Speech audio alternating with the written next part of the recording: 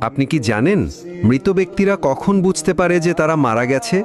মৃত ব্যক্তিরা প্রথমে বুঝতে পারে না যে সে মারা গেছে।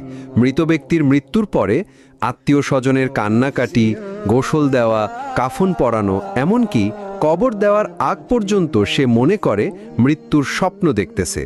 এমন অবস্থায় সে চিৎকার করে সাহায্যের জন্য বা তার স্বপ্ন ভাঙানোর জন্য।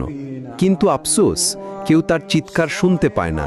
যখন সবাই তাকে দাফন করে চলে আসে, তখন মৃত ব্যক্তি একা হয়ে যায়। ঠিক তখনই মহান আল্লাহ তাআলা তার আত্মাকে পুনরায় তার দেহের মধ্যে ফিরিয়ে দেয়।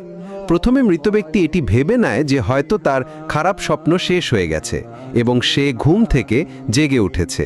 তাই সে আল্লাহর কাছে কৃতজ্ঞতা প্রকাশ করে।